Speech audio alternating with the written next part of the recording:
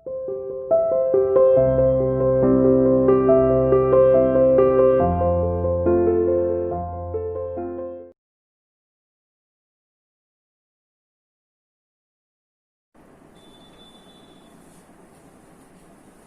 Students, welcome to CR international online classes. बेटा, आज हम कक्षा 10वीं में हिंदी विषय में पढ़ेंगे रस। हमारा आज का टॉपिक क्या होगा? रस।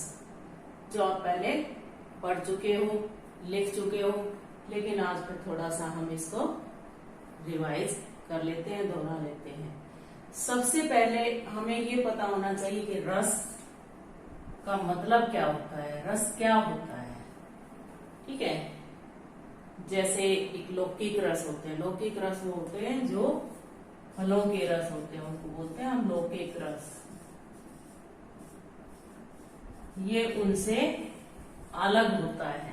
ठीक है, तो रस का शाब्दिक अर्थ होता है आनंद। रस का शाब्दिक अर्थ आनंद होता है, यानी हमें जिस प्रकार के जो आनंद की अनुभूति होती है वो उसी प्रकार का रस कहलाता है। जैसे हम करेले का रस पिएंगे तो कड़वा लगेगा, और मौसमी का रस पिएंगे तो अलग टेस्ट आएगा। ऐसे ही ये रस भी अलग अलग तरह की अनुभूति करवाते हैं, तो ये इसलिए रस अलग अलग प्रकार के होते हैं। अब सबसे पहले रस का जो हम शाब्दिक अर्थ पढ़ेंगे, आनंद, यानी हमें किस में आनंद आए, है ना। वो रस तो हम पीते हैं तो हमें स्वाद आता है। अब ये रस कहाँ प्रयोग होता है इसका, कब होती है इसकी अनुभूति? जब हम किसी काव्य या साहित्य को पढ़ने, सुनने या देखने से जो हमें आनंद मिलता है, यानी काव्य को, साहित्य को पढ़ने, सुनने या देखने से हमें जिस आनंद की अनुभूति होती है वह रस कहलाता है। यानी जैसा हमें आनंद मिलता है उसे रस की संज्ञा दी गई है, यानी उसे रस कहा गया है। ठीक है, यानी इसकी रस की परिभाषा क्या लिखेंगे हम? किसी भी काव्य या साहित्य को पढ़ने से, सुनने से या फिर देखने से हमें जिस भी रस के, यानी जिस भी आनंद की अनुभूति होती है, वो आनंद चाहे दुख का भी हो सकता है, वो खुशी का भी हो सकता है ना।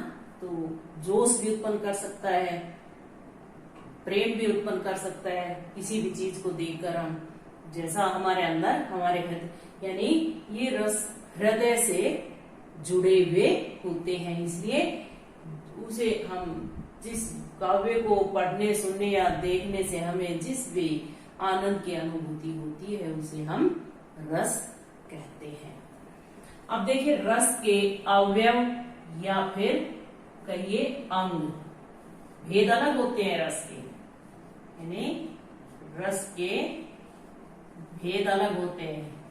ये क्या है? रस के अवयव कह सकते हैं, इनको हम रस के अंग भी कह सकते हैं। ये कितने होते हैं?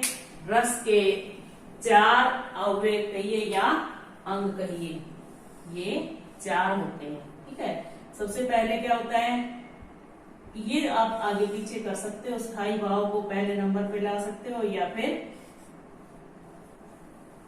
किसी को आप कहीं भी कर सकते हो। ठीक है, सबसे पहले हमने यहाँ लिखा है संचारी भाव।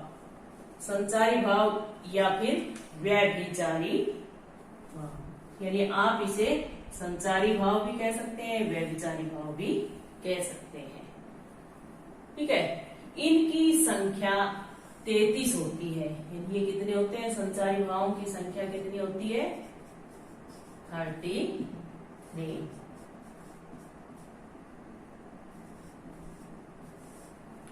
संचारी भावों की संख्या 33 होती है। इस संख्या में आपसे फिर प्रश्न पूछा जा सकता है कि संचारी भावों की संख्या कितनी होती है, तो आप बताइए कि संचारी भावों की संख्या 33 होती है। स्थायी भावों की संख्या कितनी होती है? स्थायी भावों की संख्या, जितने रस हैं उतने ही स्थायी भाव हैं। ठीक है, अब हम पढ़ेंगे संचारी भाव होते क्या हैं। ठीक है, सबसे पहले हम ये पढ़ेंगे कि संचारी भाव होते क्या है।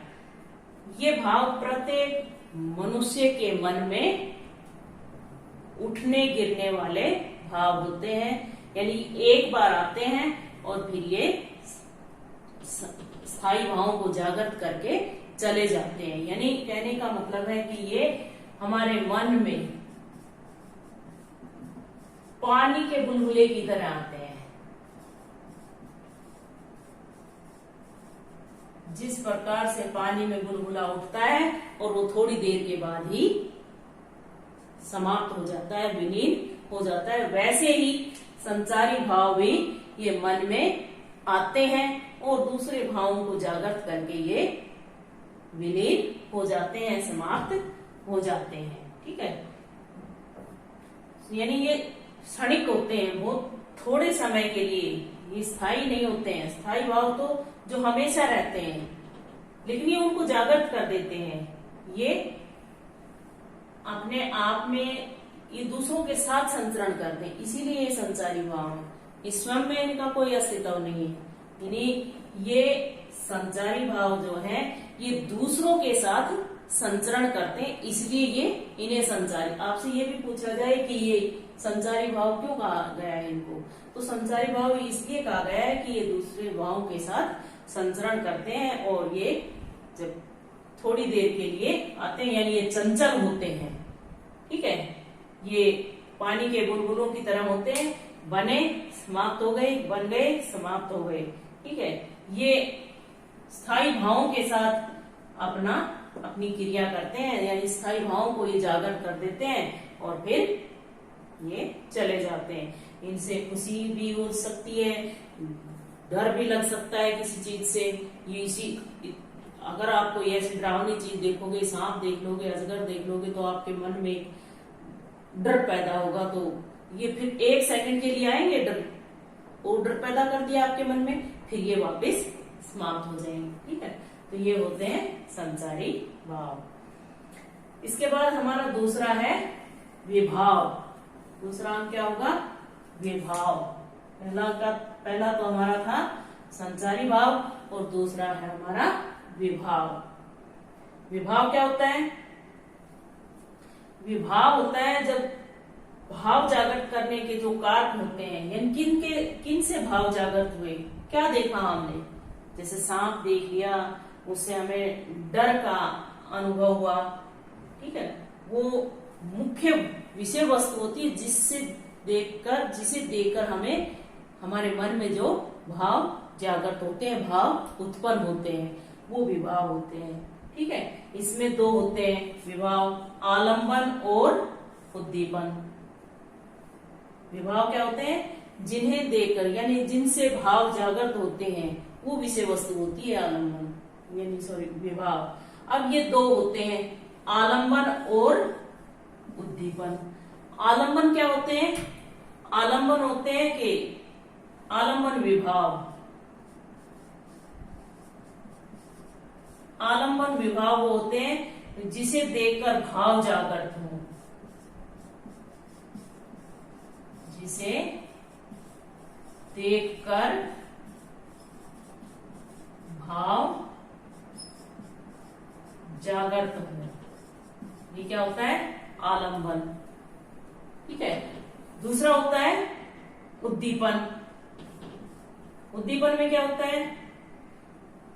ये उस जो हमारे अंदर जो भाव जागृत हुआ है उसको उस परिस्थिति तक ले जाने में सहायता करता है, ये उद्दीपन कहलाता है। ठीक है, जो हमारे मन के अंदर जो भाव जागृत हुए, जिसे देखकर आलंबन तो होता है जिसे देखकर भाव जागृत हुए, यानी जिसे देखकर भाव जागृत हुए उनको मूल परिस्थिति तक ले जाकर जो छोड़ता है वो उद्दीपन होता है। ठीक है, इसके बाद तीसरा हमारा है अनुभाव। अनुभाव क्या होता है? पहला हमने पढ़ा संचारी भाव, दूसरा हमने पढ़ा विभाव, और अब तीसरा हमारा है अनुभाव। तो अनुभाव में क्या होता है? ये जो आश्रय है, यानी इसके भी हमारे दो भेद होते हैं, आलंबन के भी एक और भी भेद होता है आश्रय। आश्रय क्या होता है? आश्रय होता है जिसे मन में जो भाव उत्पन्न कर देता है वो आश्रय होता है। किसका आश्रय लेकर, किसका सहारा लेकर भाव उत्पन्न हुए, तो ये अनुभाव आश्रय के चेष्टाओं को अनुभाव कहते हैं। चेष्टाएं होती है उनकी जो इच्छाएं होती हैं, जैसे उदाहरण के लिए देखिए कि सीता की चेष्टाएं उसका प्रेम से राम को देखना, यानी सीता की क्या चेष्टा थी? राम को देखना। गोपियों की चेष्टा क्या है? श्री कृष्ण को देखना। तो ये वो जो चेष्टाएं होती है वो अनुभाव कहलाती हैं, यानी आश्रय की जो चेष्टाएं हैं वो अनुभाव कहलाती हैं। ठीक है, तो जैसे उदाहरण आपको दिया गया है कि सीता की चेष्टा है राम को देखना, और गोपियों की चेष्टा या राधा की चेष्टा का ये कि श्री कृष्ण को देखना। तो ये अब आखिरी हमारा चौथा है स्थायी भाव। स्थायी भाव क्या होता है? जो भाव हमेशा हमारे हृदय के अंदर टिके रहते हैं, हमेशा बने रहते हैं, वो क्या होते हैं? स्थायी भाव।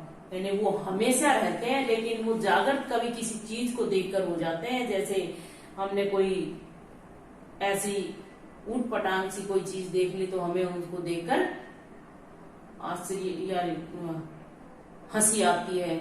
ठीक है, या फिर कोई गंदी चीज देख ली, कोई मरा हुआ जानवर देख लिया जिससे हमें घृणा, हमारे मन में घृणा आती है, यानी बुरा लगता है गंदी चीज को देखने से। नाली में से अगर बदबू आ रही है या कोई मरा हुआ जानवर पड़ा है तो उससे बदबू आती है, तो वो हमारे अंदर घृणा उत्पन्न होती है। या अपनी कोई जो चाहने वाली वस्तु है या कोई व्यक्ति है तो उसके साथ अगर कोई घटना घट जाती है, गलत बात होती है, तो या फिर कोई हमारी जो बहुत ही प्रिय वस्तु है वो खो जाती है तो हमें उससे दुख उत्पन्न होता है, तो वो करुण रस हो जाता है। ऐसे ही तो ये जो स्थायी भाव है ये हमेशा हमारे मन में विद्यमान रहते हैं। ये स्थायी भाव अगर हमारे रस की संख्या पहले 9 थी तब ये स्थायी भाव भी 9 थे, और अब हमारे रस की संख्या 11 हो गई है तो हमारे स्थायी भाव भी 11 हो गए हैं। ठीक है, ये आज के लिए इतना ही काफी है, बाकी कल पढ़ेंगे रस के भेद। आज एक बार फिर देखिए, रस का शाब्दिक अर्थ आनंद होता है, ये रस की परिभाषा है। काव्य साहित्य को पढ़ने, सुनने या देखने से जिस प्रकार के आनंद की अनुभूति होती है वो रस कहलाता है। रस के 4 अवयव या अंग होते हैं। ठीक है, संचारी भाव, विभाव, अनुभाव, स्थायी भाव, ये आपके मैडम ने लिखवा रखे होंगे। ठीक है, तो आप एक बार अपनी बुक में से, एक बार आपकी नोटबुक में लिखे होंगे, वहां से एक बार पढ़कर देखिए। इनमें से भी बहुत से क्वेश्चन बन जाते हैं, परिभाषा पूछ ली जाती है, या फिर अव्ययांग पूछ लिए जाते हैं, या संचारी भावों की संख्या पूछ ली जाती है, या संचारी भाव होते क्या हैं, विभाव कितने प्रकार के होते हैं ये पूछ लिया जाता है, अनुभाव क्या होते हैं, स्थायी भावों की संख्या कितनी होती है। ठीक है, इस तरह के जो क्वेश्चन बनते हैं। या फिर एक क्वेश्चन बनता है रस की निष्पत्ति कैसे होती है। निष्पत्ति, निष्पत्ति का मतलब होता है उत्पन्न होना, कि रस किस प्रकार से उत्पन्न होते हैं, ये हम अगले क्लास में पढ़ेंगे।